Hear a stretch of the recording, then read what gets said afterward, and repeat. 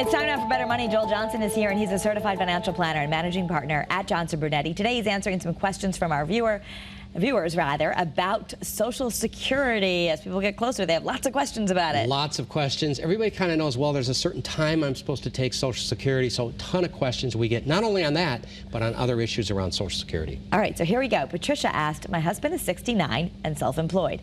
If he starts collecting Social Security and continues working, will the Social Security be added to our income and be taxed? So this depends on your income. The real question without some of the details is, hey, is my Social Security taxable? Whether somebody's working or not, are my Social Security payments taxable? And if your income is over a certain level, counting part of your Social Security, it is taxed. Some people don't pay tax on any of their Social Security.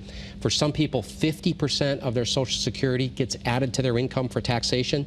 And for some people, 85% of their Social Security is taxed. That doesn't mean they pay 85% in taxes. That means 85% of their Social Security check is added to their income for the purpose of income tax. So, and that all depends on how much you make. It all depends on the total income, which is why it's important in retirement for people to plan their income, because we can have the same amount of cash flow coming into the house, but none of it's taxable. So it's very, very important that somebody plans their income so they reduce taxes when they're younger. When they're older, like my mom and dad, 83 and 85, they can't do as much as they used to, so they don't mind paying a little bit more tax now.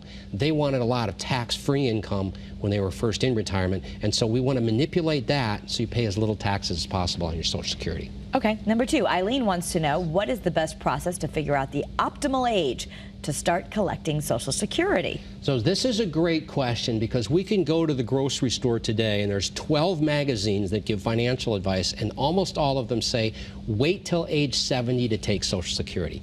That's not the right advice for everyone. We have to look at Social Security as an asset in our whole picture, not just as an isolated decision. So if Social Security is the only retirement income you have, then you should probably wait as long as possible. But if you have other money, retirement funds and other savings, you should look at Social Security as another account.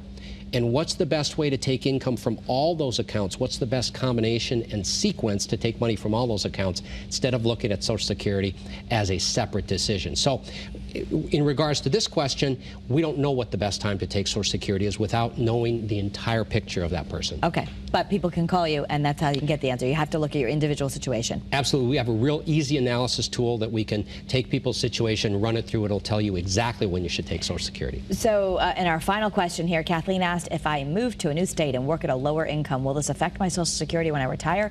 How is Social Security calculated? So the new state has very little effect on Social Security. Some states might tax Social Security a tiny bit, but it's only 3 or 6%. What really has the effect is what we talked about earlier. It's the income level that the person has. Okay, and we're just scratching the surface here, but the what, when, who, how of your Social Security decisions is an offer. It's a pamphlet that Joel has, and everyone can have this for free. If you want it, all you have to do is go to the website for more information. Go to bettermoneytv.com, and you'll send this out to people for free. Yeah, and the great thing about this booklet is there are all kinds of other resources that can be accessed, so people can get as deep as they want to, or they can just get a big picture of their Social Security situation. Alrighty, thank you so much, Joel. Thanks, Kara. That's Better Money.